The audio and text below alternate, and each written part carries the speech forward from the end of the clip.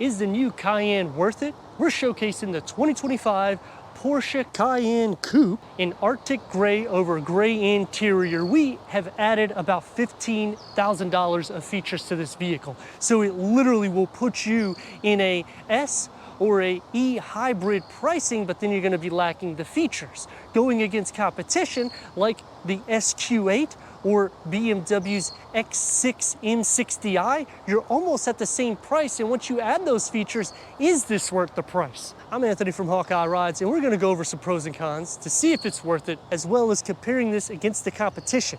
Up front is going to get the 4-point LED headlights in daytime runnings. This is the Matrix HD headlight assembly. Now, when you go into Audi, you're gonna get that same headlight assembly, but here you're gonna have to tick the box to pay a little bit more money going here. The air suspension will go as low as 7.6 inches and it will raise up to 9.3 inches. And this can wade through water up to 20.9 inches, but I don't know anybody that's gonna take their Porsche and do that. The front is going to have the glossy black inserts with the front parking sensors. We've ticked the box to the 360-degree reverse camera, and realistically, I would do that because I'm buying a Porsche. It should come standard, because even when I go into Audi, I have to tick the box for it. When I go into BMW, the same thing. Once you start paying about 6 figures for an SUV, give me something.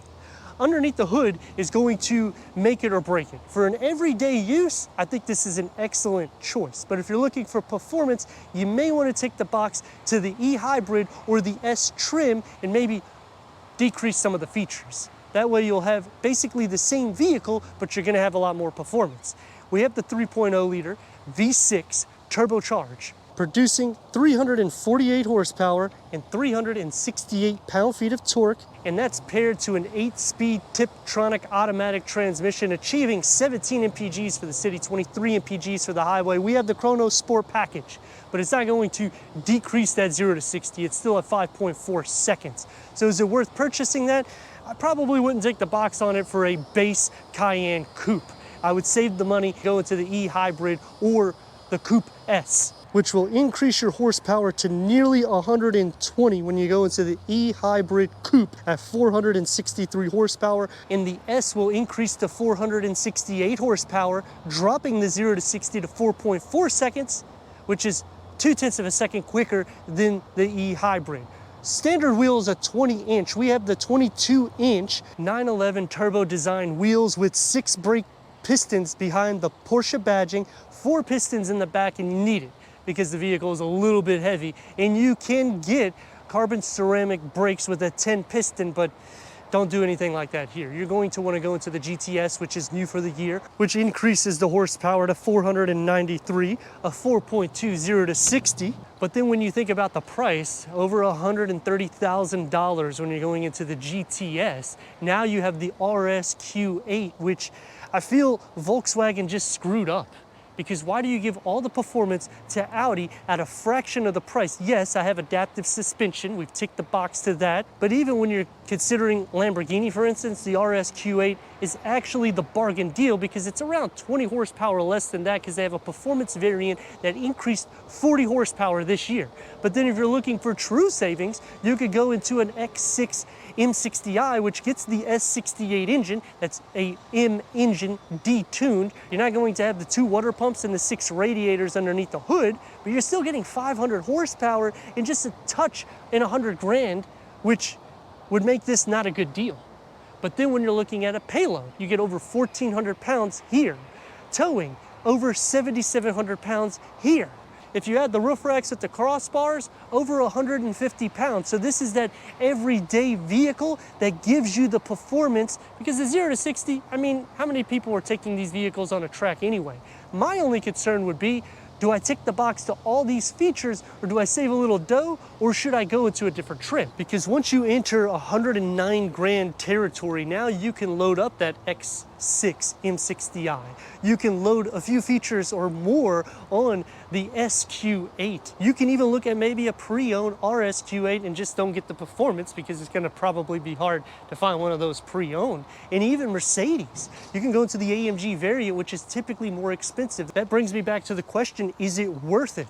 The rear is going to get the coupe style. You'll have the roof spoiler that integrates into the glossy black trunk lid spoiler with the LED light bar. The lower will get the reverse sensors and a 360-degree reverse camera. If I was looking for a daily vehicle that is meant for fun and it fits the whole family, I would tick the box to this. If I'm looking for some more performance, I would decrease a few features and, like I said, go into the E-Hybrid or the S trim because those are truly the sweet spot when it comes to the Cayenne. And when you go coupe, you're gonna have to spend more money to get this styling. But then on the flip side, is it better than the competition? Because BMW is gonna be basically a perfect 50-50 weight distribution when you go to these prices. And if you go into Audi, you're going to save money in services. But then on the other side, you're not going to have a Porsche. Power liftgate going into 20.9 cubic feet of storage. Even though it's a coupe, you still have a ton of it, a storage net that you could put pretty much anything with a 12-volt LED interior lights underneath the floor. Gets a donut and the Bose upgraded sound system. But in order to maximize the cargo capacity to 53 cubic feet, you'll have to go inside, fold the seats down. They fold at a 60-40 split, and it'll snap down, so that way you know that it's down. And that will maximize the cargo capacity to the Cayenne Coupe. But we need to go inside, start it up, so you can hear that exhaust note.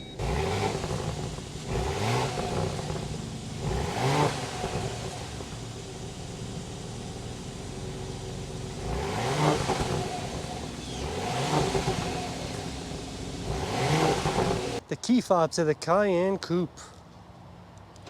Soft closed doors, we took the box to that.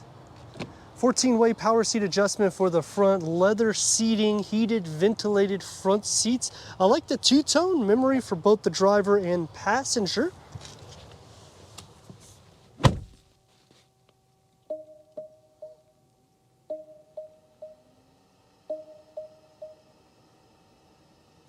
Not even powering the vehicle, it will do an automatic power welcoming, a flat dash. We have the chrono package, upgraded Bose sound system. You can option a 10.9 screen for here. You have the aluminum that comes into play here, and it's not a driver focused setup, so I appreciate that because all SUVs are going that route. Let's fire it up.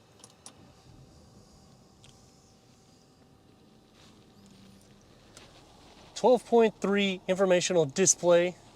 We have navigation, Apple CarPlay, Android Auto, Sirius XM, AM, FM, streaming, Bluetooth audio. Click the little car icon when it likes to. Here you can change your chassis, the driving modes. You can do different things for the assist, so your safety features. You can just click onto the additional functions here to turn on and off. So it makes it pretty simple. That shows the trip, and then it shows the comfort. So your front seats, the passenger seats, the ambient lighting, everything can be controlled through here. The shifter is now on the dashboard and a 12.6 digital gauge cluster that can go through an array of different content. You can change it to basically like a minimal look. You can also do it with your gauges on both sides. And each side can be configurable. You can have the G-force, and you can have it as a 5-dial layout. Leather wrap steering wheel, multi-function. The driving mode select right here, so you can change that to normal, sport, off-road, sport plus, and that will lower or raise the suspension. You get the paddle shifts. Glossy black that opens up into a wireless charging pad, 2 USB-C ports. And this is a touchpad here for the climate control, and you still have physical buttons also. So I like that. Get a little storage pocket here for some mints, 12-volt charger. This is going to be sporty. It opens up into a medium-sized storage pocket. You got the grab handles on both sides. Leg space is going to be more than enough for the front occupants. Headroom, they do a good job, and this is a coupe. That panel moonroof goes into the back, auto-dimming rear view mirror, LED interior lights, door panel and dash configuring together. You get the contrast stitch. Now you can add a lot more features to change the stitch work. You can have that two-tone, which we have, that you're seeing throughout, but it's going to escalate the price, in which now you're basically at S money.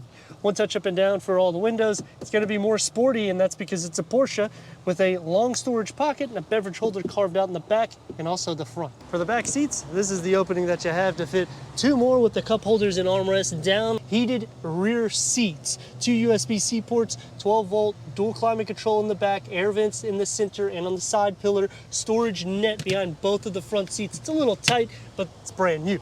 It's going to be more sporty, and you get the same materials that's found in the front, with the Bose sound system coming into the back and a deeper storage pocket. Sitting behind me, the seats are actually carved out on the side, so it makes it easy for leg room. Headroom, it's going to be a little bit tight. I have maybe an inch, but you can recline these seats back, so that way it helps out a little bit, and it's actually carved out here on the sides. So if you sit the way you're supposed to, it's not going to be carved out. At 6'3", you're going to be hitting this. Sliding into the center, the floor is not completely flat, so you're going to share some feet space, but leg and shoulder space, it's not too bad, but you can see I'm actually on the seat a little bit, so it's going to be sharing. As for headroom, when you have it at this position, it's not bad. When you put it back like this, now my head is against the headliner. I can't even put my hand here to show you. Taking the Porsche Cayenne Coupe out with 348 horsepower, 368 pound-feet of torque, top speed at 154 miles per hour, reaching 60 with Chronos package or not, you're at 5.4 seconds, and the quarter mile at 14.1 seconds. Now, all these numbers mean nothing if the drive isn't fun and smooth. So that's what we're going to see first.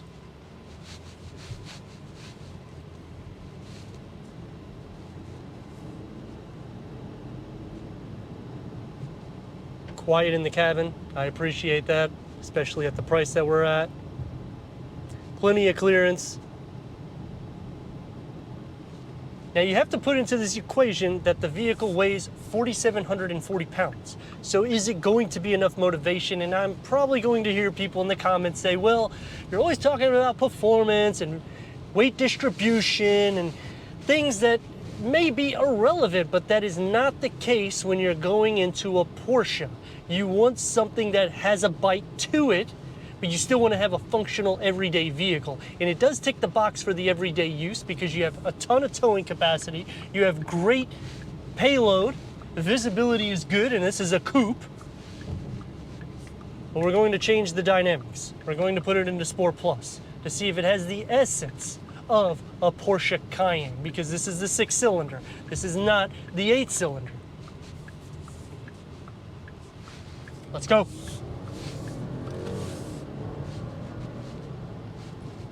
It's quick. So if you are concerned about that 0 to 60, I don't think you're gonna have to worry that much about it.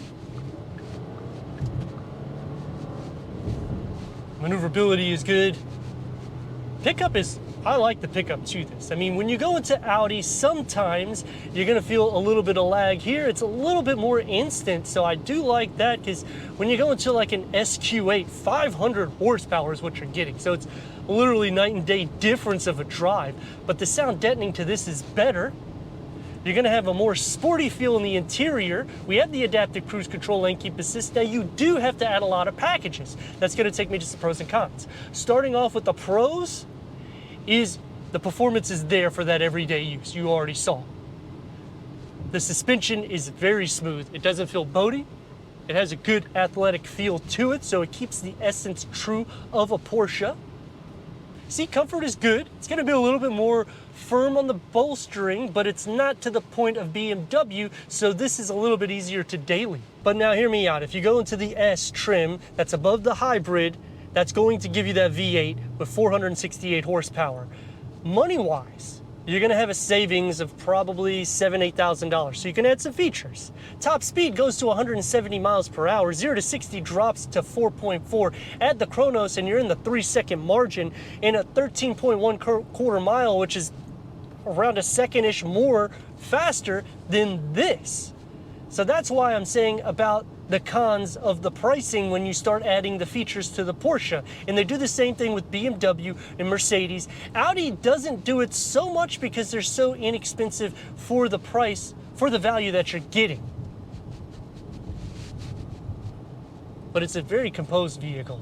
I mean, if you go into the SQ8, it's going to be a little bit more rigid than this. So I think you will appreciate the suspension more for a daily use. You'll also get better fuel economy because it's a 6-cylinder, not an 8. Visibility is more than enough because over 9 inches of clearance. Now, if you don't add this suspension, it's just over 8 inches of clearance. And also going into the S trim, you will decrease with the clearance. Some other cons, the glossy black is everywhere. Not a huge fan of that. It just makes it look dirty quicker. I don't like the gear lever on the dashboard. The push button start, I like that. The air vents is the biggest problem I have with the Cayenne. I'm tall at 6'3", and the center air vents just don't really blow to my face. I've put the seat setting in the lowest setting possible, and it feels like it's just hitting like maybe my chin area. And you have a lot of different functions for that fan speed. You can put it on eco, which I do not have it on that. So if somebody's gonna put that in the comments, I didn't put it on eco. I put it on regular. I turn it on full blast. If you turn it on just medium so you can hear me more so on the camera, well, I don't feel hardly anything because we don't have tinted windows. But with all this talk, we gotta rock and roll.